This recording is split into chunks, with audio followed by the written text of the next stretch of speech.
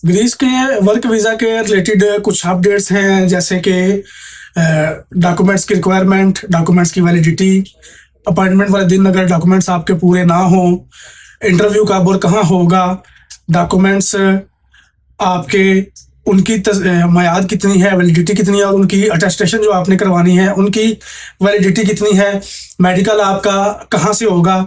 इन सारी चीज़ों के मुतल्लक कुछ अपडेट्स हैं ग्रीस वर्क वीज़ा की फ़ाइल के। ओवरऑल कह लें कि मुकम्मल एक तफसीली वीडियो है जिसमें ये बताया जाएगा कि ग्रीस का वर्क वीज़ा जो है उसका पूरा प्रोसेस इस वक्त किस तरह से चल रहा है। आज है 30 जून 2026 और जिस दिन मैं ये वीडियो रिकॉर्ड कर रहा हूँ, इस दिन की जो लेटेस्ट अपडेट हैं उनके मुताबिक मैं आपको इस वीडियो में सारी जो है वो तफसीलात बताऊँगा।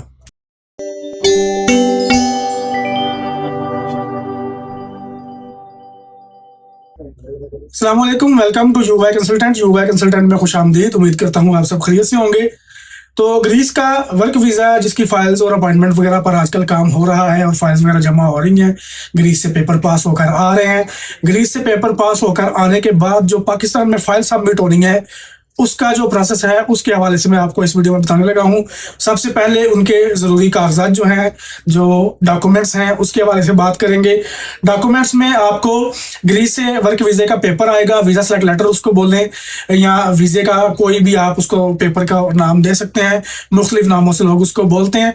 तो वीज़े वाला पेपर जो ग्रीस से पास होकर आएगा वो चाहिए।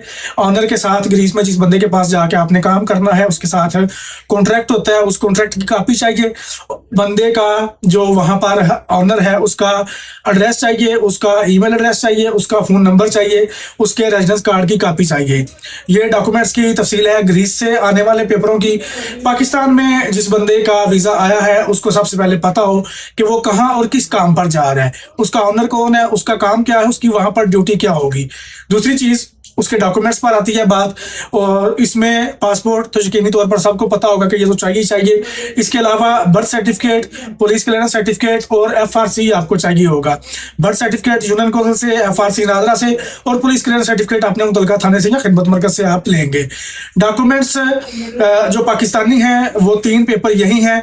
इनकी मियाद जो है वो 3 महीने तक वैलिड है। ये डॉक्यूमेंट्स आपके 3 माह के अंदर अंदर इशू हुए होने चाहिए। यानी जिस दिन आप यूनियन काउंसिल से बर्थ सर्टिफिकेट लेंगे उसके ऊपर उस दिन की डेट आएगी, उस डेट से लेकर वो आपका पेपर आगे 3 महीने तक वैलिड है। जिस दिन आप अपना पुलिस क्लियरेंस सर्टिफिकेट लेंगे अपने मुतलका थाना या खिदमत मरकज से, उस दिन से लेकर आगे 3 महीने तक वो वैलिड होगा। जिस दिन आप नाथा से अपना एफआरसी निकलवाएंगे वो उस दिन से लेकर आगे 3 महीने के लिए वैलिड होगा। जिस दिन आपकी अपॉइंटमेंट है आपको वो पेपर उस दिन वैलिड चाहिए। अपॉइंटमेंट आपकी 3 माह के अंदर अंदर डॉक्यूमेंट्स की वैलिडिटी में आनी चाहिए। वो बेशक उसमें 1 माह 1 दिन बाकी हो, 2 दिन बाकी हो, कोई इशू नहीं है। 3 माह पूरे होने में 1-2 दिन बाकी हो लेकिन आपकी अपॉइंटमेंट उस डेट पर आ जाए तो आपके डॉक्यूमेंट्स वैलिड है। डॉक्यूमेंट सबमिट होने के बाद उनकी वैलिडिटी की कोई प्रॉब्लम नहीं होती, इसलिए आपने उस चीज़ के ऊपर आपको फिक्रमंद होने की जरूरत नहीं है। आपकी तरफ से फाइल सबमिट होगी तो वैलिड होते हुए सबमिट हो गई तो आपके साथ से ये परेशानी खत्म कि आप ये कल को एक्सपायर हो जाएंगे। वो एम्बेसी का मामला है, वो होते एक्सपायर तो होते रहे। एफआरसी बंदे को अगर शादीशुदा बंदा है तो 2 चाहिए होंगी, एक अपने बहन भाई और वालिदैन के साथ, एक अपने बीवी बच्चों के साथ। तो ये डॉक्यूमेंट्स हैं पाकिस्तानी। अब इनकी आपने फोटोग्राफी से अटेस्टेशन करवानी है। इस अटेस्टेशन की जो मियाद है वो 1 महीना है। डॉक्यूमेंट्स की अपनी मुद्दत 3 महीने, उसके ऊपर जो हुई अटेस्टेशन है वो 1 महीना है। आप डॉक्यूमेंट्स फोटोग्राफी से अटेस्ट करवाएंगे तो आपकी अपॉइंटमेंट वाले दिन तक वो डॉक्यूमेंट्स आपके उनको 1 महीना पूरा गुजरा हुआ होना नहीं चाहिए। जिस दिन वो आपको अटेस्ट होकर मिले हैं उनको 1 महीना नहीं होना चाहिए, और जब जिस दिन से पेपर निकले हैं उस चीज को 3 महीने नहीं पूरे होने चाहिए। तो इस सारी चीज को देखते हुए आपने अपनी फाइल तैयार करनी है और अपनी फाइल को इस वैलिडिटी के अंदर अंदर लेकर आना है। आपकी अपॉइंटमेंट वाले दिन आप अपॉइंटमेंट के डॉक्यूमेंट सबमिट करने जाते हैं तो अगर आपका कोई पेपर मिसिंग है या कम है तो उसमें आपको ऑप्शन मिलेंगे फाइल दोबारा सबमिट करने के। वो ऑप्शन ये होंगे, एक ये है कि आपकी अपॉइंटमेंट आज जो थी वो ठीक थी लेकिन आपके पेपर कंप्लीट नहीं निकले, आप वापस जाएं और अपने पेपर पूरे करें और अगले 5 दिन तक, 5 वर्किंग डेज जो होते हैं, काम के दिन जो होते हैं, यानी कि हफ्तावार छुट्टी वगैरह निकाल के अगले 5 दिनों में आप डॉक्यूमेंट्स अपने पूरे करके आ सकते हैं। उसमें भी आपको वीजा सेंटर में जहां की आपकी अपॉइंटमेंट थी वहीं पर आपको जाना है। अगर आपकी अपॉइंटमेंट पहले लाहौर की थी, लाहौर ही जाना है। अगर इस्लामाबाद की, इस्लामाबाद ही जाना है। आपको वीजा सेंटर चेंज नहीं आप कर सकते। तो डॉक्यूमेंट्स पूरे करके आप 5 दिन के अंदर अंदर आ सकते हैं। दूसरा ऑप्शन ये है कि अगर 5 दिन भी गुजर जाते हैं तो आप उसके बाद अगले दिन भी आ सकते हैं। आप हर रोज आ सकते हैं, लेकिन डिपेंड करता है कि आपके लिए स्लॉट बनेगी कि नहीं। पहले तो आपके लिए बेंच पर जगह बनेगी कि नहीं, उसके बाद आपके लिए स्लॉट बनेगी कि नहीं। बेंच पर जगह और स्लॉट का मतलब ये है कि 5 दिन गुजर जाने के बाद जब आप जाएंगे, आप जैसे और भी लोग होंगे, तो जो पहले 5 बंदे चले गए उन लोगों को वो अटेंड करेंगे, और उन 5 में से फिर वीजा सेंटर के अंदर अगर उनके लिए स्लॉट बनी, किसी की अपॉइंटमेंट कैंसिल है, वो नहीं आ रहा, या किसी की अपॉइंटमेंट है वो वैसे नहीं आ रहा, अपॉइंटमेंट है लेकिन बंदा आ नहीं रहा, या किसी और सूरत में अगर उनके पास कोई एक अपॉइंटमेंट टाइम खाली निकलता है, तो वो आपको उसके अंदर जगह देंगे।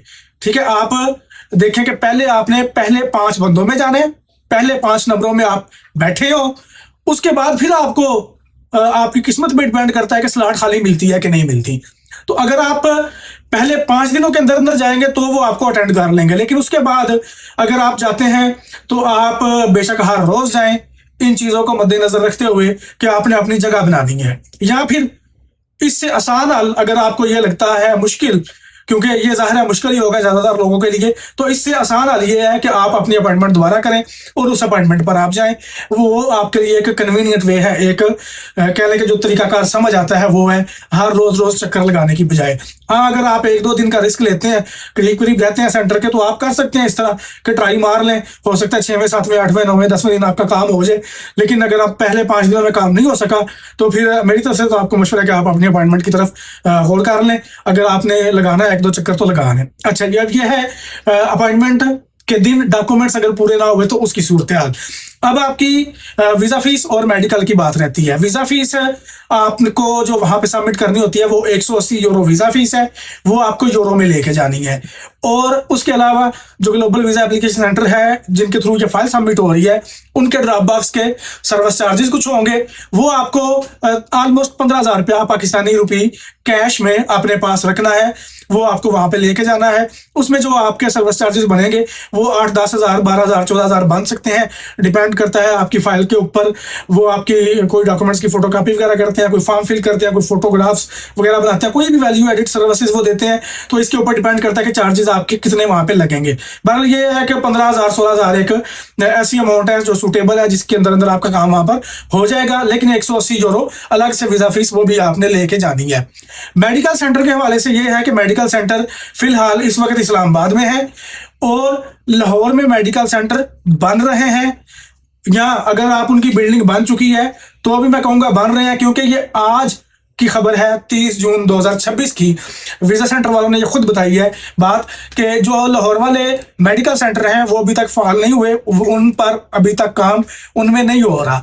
फिलहाल सिर्फ इस्लामाबाद वाले मेडिकल सेंटर है, लेकिन आने वाले दिनों में हो सकता है 2-4 दिन बाद या हफ्ते बाद ये भी हो सकता है कि ये वीडियो जिस दिन आप देख रहे हो उस दिन आपको कहीं और से खबर मिले या मुझसे खबर मिल जाए कि लाहौर वाले वीजा सेंटर में जो मेडिकल सेंटर हैं वो भी ओपन हो गए हैं। फिलहाल मेडिकल सिर्फ इस्लामाबाद से हो रहा है, लाहौर से जो फिलहाल मेडिकल है वो नहीं हो रहा।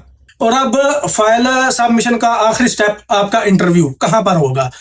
आपका जब आप ग्लोबल वीजा एप्लीकेशन सेंटर में फाइल जमा करवाने जाएंगे तो वो हो सकता है कि आपसे कोई 2-4 चीजें पूछ सकते हैं।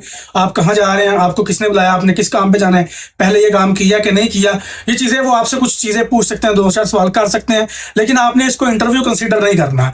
उसकी वजह यह है कि ये इंटरव्यू नहीं है। इंटरव्यू आपका एम्बेसी में ही होगा।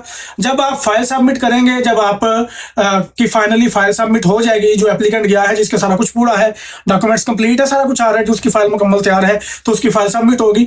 वो जब आपको फाइल सबमिट करके आपको रिसिप्ट उसकी देंगे, रसीद वगैरह देंगे, तो उस वक्त वो आपको ग्रीस एम्बेसी की, इस्लामाबाद में डायरेक्ट एम्बेसी की आपको अपॉइंटमेंट भी देंगे।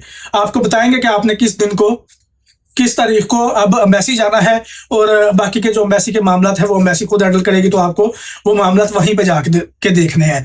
एम्बेसी वाले इंटरव्यू कर सकते हैं, नहीं भी कर सकते हैं, बगैर इंटरव्यू के भी वीज़ा दे सकते हैं। एम्बेसी वाले शॉर्ट इंटरव्यू, लॉन्ग इंटरव्यू कुछ भी कर सकते हैं।